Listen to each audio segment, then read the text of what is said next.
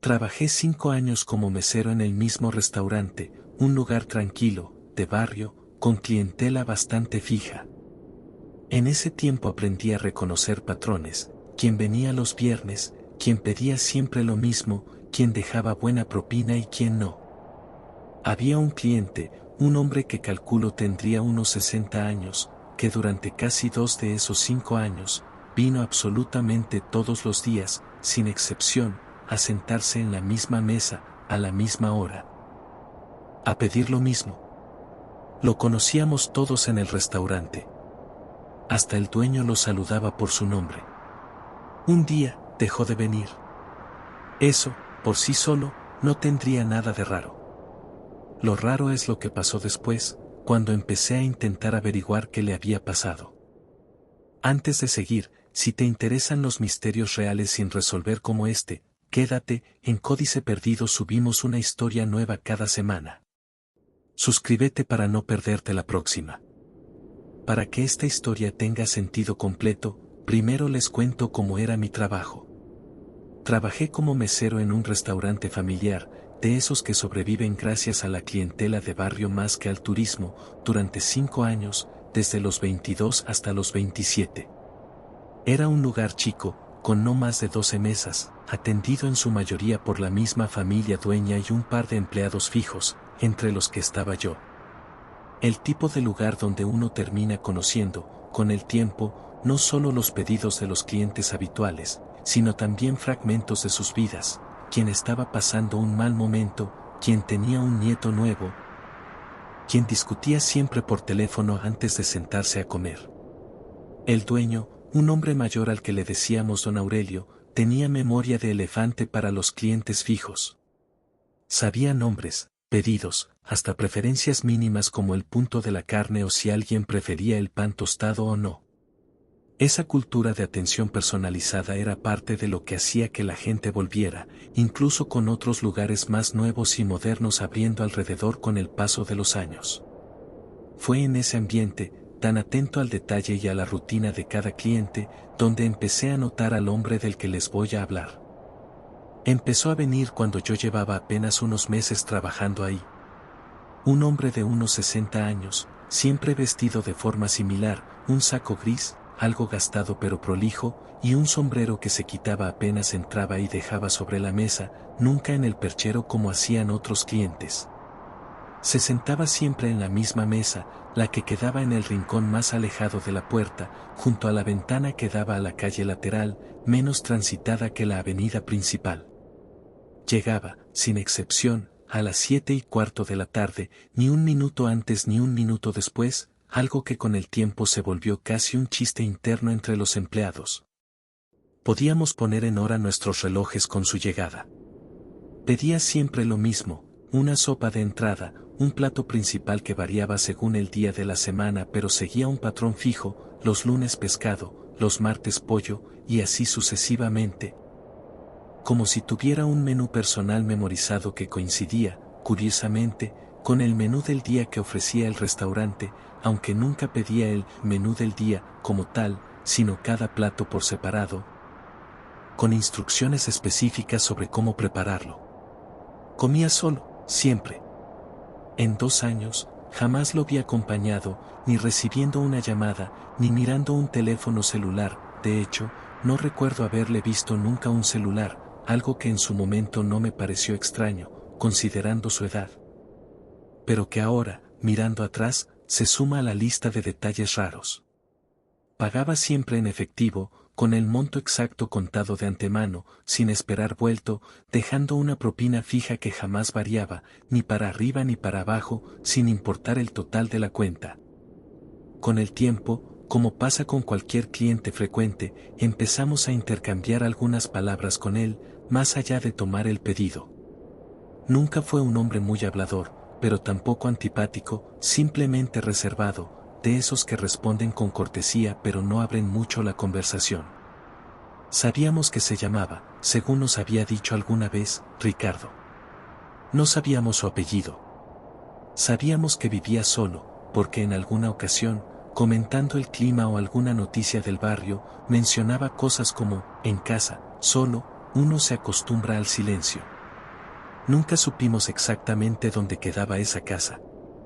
Don Aurelio, el dueño, que llevaba más tiempo tratándolo que cualquiera de los empleados más nuevos, nos contó una vez que Ricardo llevaba viniendo al restaurante desde antes incluso de que él mismo lo comprara. Hacía más de 15 años, cuando todavía pertenecía al dueño anterior. Es decir, para cuando yo empecé a trabajar ahí, Ricardo ya llevaba más de una década de asistencia diaria, ininterrumpida, a ese mismo lugar, a esa misma mesa.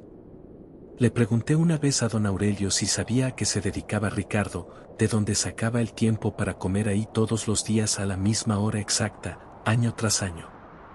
Don Aurelio se rió, y me dijo que nunca se lo había preguntado directamente, que con los clientes de tantos años uno aprende a no invadir y que de todas formas, con la plata que dejaba cada día en el restaurante durante tanto tiempo, jamás le había importado demasiado esa pregunta. Fue un martes. Lo recuerdo porque, como les conté, los martes tocaba pollo, y ya tenía el plato prácticamente preparado con anticipación para cuando él llegara, como hacíamos siempre. Las 7:15 llegaron y pasaron. Ricardo no apareció. En el restaurante, al principio, nadie le dio mayor importancia, hasta el cliente más puntual puede tener un mal día, un problema de salud, un imprevisto cualquiera. Guardamos el plato por las dudas, pensando que quizás llegaba un poco tarde por primera vez en años. No llegó esa noche. Tampoco al día siguiente. Ni al otro. Pasó una semana completa sin que Ricardo apareciera, algo que nunca, en los más de 15 años que llevaba yendo según nos había contado don Aurelio, había pasado antes. Ni un solo día de falta registrado en toda esa memoria colectiva del restaurante. Empezamos a preocuparnos genuinamente. Comentábamos entre los empleados, especulando sobre qué podría haberle pasado, una enfermedad repentina, un viaje inesperado, en el peor de los casos, algo más grave todavía. Don Aurelio, que era quien más cercanía tenía con él dentro de esa distancia reservada que siempre mantuvo, se mostraba visiblemente inquieto, revisando la puerta cada vez que sonaba la campanita de entrada, esperando verlo aparecer con su sombrero de siempre. Pasadas 2 semanas de su ausencia, empecé, casi sin proponérmelo, a preguntar a otros clientes habituales si sabían algo de él, si lo conocían, si tenían alguna forma de contactarlo. Fue ahí que empezaron a pasar cosas que, honestamente, todavía hoy no logro explicarme del todo. Le pregunté a una pareja de jubilados que también comía seguido en el restaurante, aunque no todos los días como Ricardo, si conocían al señor del sombrero, el de la mesa del rincón. Me miraron con una confusión genuina, no fingida, y me dijeron que no tenían idea de quién les hablaba, que jamás habían notado a ningún cliente con esas características. A pesar de llevar años yendo casi con la misma frecuencia que él. Pensé, en el momento, que quizás simplemente no le habían prestado atención, que es comprensible no fijarse en otro comensal si uno está concentrado en su propia comida y su propia conversación. No le di mayor importancia todavía. Pero después le pregunté a Marcela, una compañera que llevaba en el restaurante incluso más tiempo que yo, casi 8 años, alguien que sin duda había atendido personalmente a Ricardo cientos, quizás miles de veces a lo largo de esos años. Su respuesta fue la que realmente me heló la sangre. Me dijo, con total sinceridad en la cara, que no tenía idea de quién le estaba hablando. Que en 8 años, jamás había atendido a ningún cliente así, mucho menos con la frecuencia diaria que yo describía. Insistí, le di más detalles, el sombrero, la mesa del rincón, el pedido fijo según el día de la semana, el pago exacto en efectivo. Marcela seguía negando con la cabeza, cada vez más incómoda con mi insistencia, como si yo le estuviera describiendo a alguien que ella genuinamente sentía que nunca había existido en ese lugar. Decidido a no quedarme con esa sensación de desconcierto, le pedí a don Aurelio revisar las grabaciones de la cámara de seguridad que teníamos apuntando hacia el salón, pensando que ahí, al menos, iba a encontrar una prueba clara de que Ricardo era real, de que no me lo había imaginado durante casi 2 años. El sistema guardaba grabaciones de los últimos 30 días, así que fui directamente a revisar el día anterior a su desaparición, un lunes cualquiera en el que, según mi memoria clarísima, Ricardo había estado ahí, en su mesa, comiendo su pescado de siempre. Revisé el video completo de esa franja horaria, entre las 7 y las 8:30 de la tarde. La mesa del rincón, la suya, aparecía vacía durante toda la grabación. Ningún hombre de sombrero. Ninguna sopa, ningún plato de pescado servido en esa mesa específica. Como si, según esa cámara, ese lugar simplemente no hubiera sido ocupado esa noche. Revisé también, por las dudas, mis propios recibos de esa jornada, buscando algún registro de la venta correspondiente a su pedido. No encontré nada tampoco, ningún ticket, ninguna orden que coincidiera con lo que recordaba haber llevado a esa mesa esa noche. Empecé, en ese momento, a dudar seriamente de mi propia memoria, algo que hasta entonces jamás me había pasado.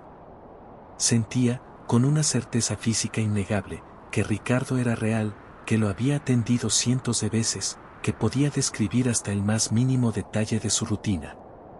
Y sin embargo, toda la evidencia objetiva que debería respaldar esos recuerdos, simplemente, no existía. La única persona que quedaba, en mi cabeza, como posible confirmación de que no estaba perdiendo la razón, era don Aurelio, quien según él mismo me había contado, conocía a Ricardo desde hacía más de 15 años. Desde antes incluso de comprar el restaurante. Lo busqué esa misma noche, después de cerrar, y le pregunté directamente, sin rodeos, si se acordaba de Ricardo, de la conversación que habíamos tenido semanas atrás sobre él. Sobre su inquietud genuina al ver que no aparecía. Don Aurelio me miró con una expresión de sincera confusión, la misma que había visto en Marcela y en la pareja de jubilados, y me dijo que no tenía idea de qué cliente le estaba hablando. Que él nunca había mencionado a ningún hombre de sombrero, que en todos sus años con el restaurante, jamás había existido un cliente con esa rutina tan particular. Le recordé, con detalle, la conversación específica que habíamos tenido, palabra por palabra en la medida en que podía recordarla. Don Aurelio se puso visiblemente incómodo, casi preocupado por mí, y me sugirió, con mucho tacto, que quizás estaba trabajando demasiado, que el estrés a veces le juega malas pasadas a la cabeza. Que tal vez necesitaba tomarme unos días de descanso. Salí de esa conversación con una sensación que no puedo describir de otra forma que como un vértigo real, físico. No sabía si confiar en mi propia memoria, clarísima y detallada, o en la negación unánime y sincera de todas las personas que, según esos mismos recuerdos, deberían haber conocido a Ricardo tanto o más que yo.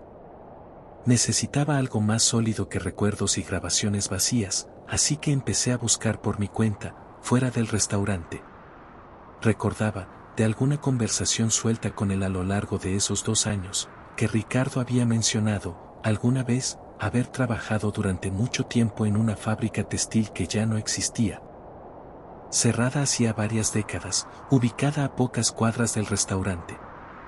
Fui a la biblioteca del barrio, y con ayuda de una bibliotecaria muy paciente, empecé a revisar archivos de diarios locales viejos, buscando cualquier mención de esa fábrica, esperando encontrar, quizás, algún registro con su nombre.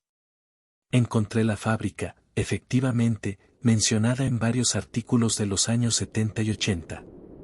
Y en uno de esos artículos, fechado hace casi 40 años, encontré una foto en blanco y negro de un grupo de trabajadores en la puerta de la fábrica, con sus nombres listados debajo. Uno de esos nombres era Ricardo, con el mismo apellido que, en un momento de nuestras conversaciones años atrás, él me había mencionado de pasada, aunque yo nunca lo hubiera anotado formalmente en ningún lado. La foto mostraba a un hombre que, calculando la edad que debería tener hoy considerando cuando fue tomada esa foto, coincidía casi exactamente con la edad aparente de Ricardo cuando yo lo atendía. Pero había un problema con esa coincidencia, si esa foto era de hace casi 40 años, y el hombre en ella ya aparentaba unos 20 años en ese momento, hoy debería tener casi 60 años más de los que yo le calculaba. La edad, simplemente, no cerraba de ninguna manera lógica. Seguí investigando ese nombre, con la ayuda de la misma bibliotecaria, que para entonces ya se había interesado genuinamente en el misterio.